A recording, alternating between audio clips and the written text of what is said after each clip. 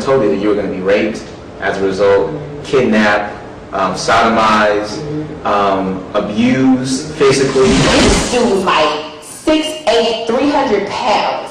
When he hit me, I flew through the bathroom into the wall. He took my heels and hit me in my face with it. Then I also was gang raped by 3 different men held at gunpoint. There was always a gun in the situation. And then he walked up to me and he put the gun to my head and he said, "This time I'm not gonna miss." When he pulled the trigger, the gun jammed. You said one of your first performances on a show that you went home and soaked in a bathtub. For hours. Take us back there. What happened? When we started the scene, it started off okay for the first couple of minutes, and then I guess that's the breaking in part. And then after that, it's everyone has seen porn, I believe, before, and it's a very rough. It's at a very rough pace. So I had not been too used to that, So it was very painful. It was a very painful experience. I was even going to the valley, going to a set, crying on my way because I really didn't want to do it. But the fact that I knew that I was about to get some money, I did it anyway. What painful experience that led you to soak in a hot tub for hours, and then you had to go back the next day for another shoot? The next day. So, were you physically happy about going back the next day? Did it Of course not.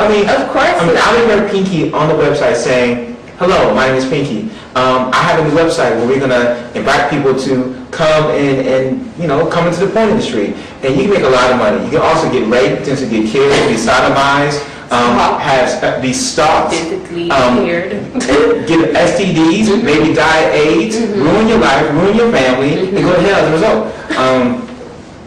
We don't hear that side of it. She's not presenting that full picture. Now, and maybe she doesn't know. Maybe Pinky, you're out there and you don't see that side. Do you think Pinky knows about these stories? Or? Of course. For those who are out there that may be watching this interview right now that are considering going into the porn industry, because their worldview is different. They see it as glamorous, celebrity status, making money. What can you tell them to give them a different picture of the true life of what goes on in the porn industry? Did you ever see anything go on there that could really give it a really vivid picture of, this porn industry is not what it's cut out to be? Right. For one, the way that you get tested, you have to get tested every 28 days because obviously you don't use condoms.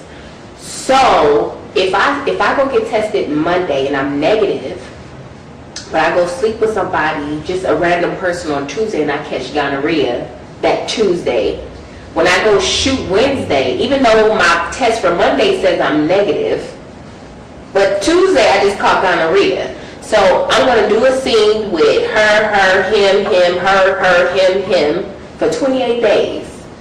All these people for the next 28 days, infecting all these people anally, orally. I've seen girls with it in their eye because a lot of in certain scenes, they do weird things, and the sperm gets in their eyes, and they get gonorrhea in their eyes. They get in their throat. They get it, like I said, vaginally, anally, stuff like that. Another situation where a young lady was doing an anal scene, and I guess she did a lot of anal scenes, and it caught up with her. She was in the middle of doing the scene, and a piece of her muscle from her anal fell out in the middle of the scene. Like she felt something was wrong, and something fell out, and they picked it up, and it was a muscle from her anal. So they don't tell you this. Then there was another girl.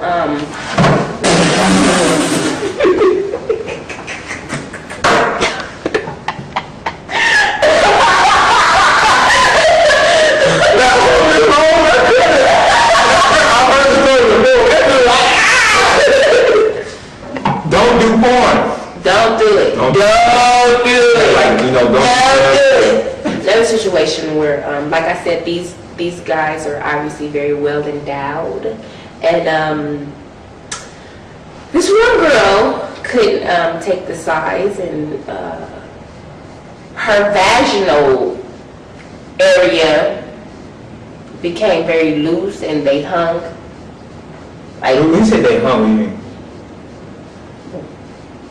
they were the inside, like, you know, the things that you know what a vagina looks like. So,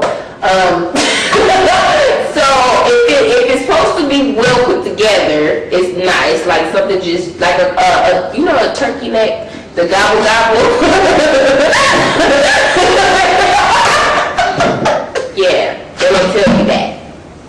They don't tell you that. Was she crying or screaming? Was she in pain at the time? Was She was used to it. Like, it's just been gobble gobble for a while. And I was supposed to work with her on a girl scene, and I refused. I didn't get that money that day. I said, oh no, I'm not working with her. But she's a very beautiful lady. She's Asian and black and very pretty until she showed that area, the gobble gobble. I wasn't feeling the gobble gobble, so they'll tell you that your stuff turned into pastrami. So literally her insides were ripped out. Pretty much. Yeah. So much pounding and beating and a lot of stuff, yeah, damaged. They don't tell you that. Pinky, did you tell them that? Now, have you heard a lot of stories about STDs, things like that? And All the time. Herpes is floating around an industry that will let you work with it. Pretty soon they're going to let you work with AIDS, as long as you got your medicine. Right before I got into the industry, probably like a year prior, they had shut the industry down because this guy went to Brazil. And I heard about that. he got AIDS, and he came back here, and he was doing movies here, and he infected everybody. I heard that. So they shut it down, and they opened it a year prior to me joining. I heard that this guy went to Brazil, got AIDS, and was actively working in the industry. Mm-hmm. And He didn't know. Wow. He didn't know, and it didn't show up on the tests for like maybe, I don't know, a couple of months. It Wow. didn't show up for a couple of months. That would have been a serious wake-up call for the porn industry, for people in there to think about, like, wow, this thing. The people in the industry, did they walk around with a sense of, I could get AIDS, or sense of, or are they just kind of blind to that? Is it just... I was scared every day, and this is where I had the hypocrisy kicked in, because I would pray, Lord, don't let me get AIDS. Lord, don't let me get a disease. Right. I would pray, like, I would cry sometimes because I'm like, I just did a scene with such and such, and he don't, you know, something don't feel right. And I would pray, and I'd be like, Lord, don't let me get nothing, don't let me get AIDS, don't let me get an STD. Thank God I didn't, but I had the nerve to pray. Let's talk about that. Okay, you're in the porn industry. You're 18 years old. I'm 18. By this time, you're not a virgin. You've stripped. You've been involved in prostitution, and now you're in the porn industry. Did you believe yourself to be saved, a Christian that was saved and on the way to heaven? Yes. You couldn't tell me I wasn't. Get out of here. You couldn't tell me I wasn't saved. I was a fake Christian. You know what a fake Christian is. Y'all know you. So I would go to church on Sundays, and I got all these tattoos of crosses and Jesus and, you know, all this stuff. And I felt like because I believed in God and because I went to church that I was saved. I wasn't hurting nobody. I wasn't killing nobody. I wasn't doing nothing to nobody. So I believed that I was okay. I'm all right. You know, I'm going to heaven. You couldn't tell me I was going to hell. You told me I was going to hell, I would probably cut you. You know, I just knew that I was okay. It was okay for me to go prostitute myself. It was okay for me to sleep with women. It was okay for me to sleep with men. It was okay for me to get drunk and do drugs. But as long as I'm in church on Sunday, I'm okay. You couldn't tell me that I was doing something wrong, because I really sincerely believed in my heart that I wasn't doing nothing wrong. I went to church on Sundays. I brought some of the porn stars and the strippers to church with me. Wow. With me. So Come on now, what y'all doing? We going to church. So you feel like you're really doing a good thing. You're bringing people to church.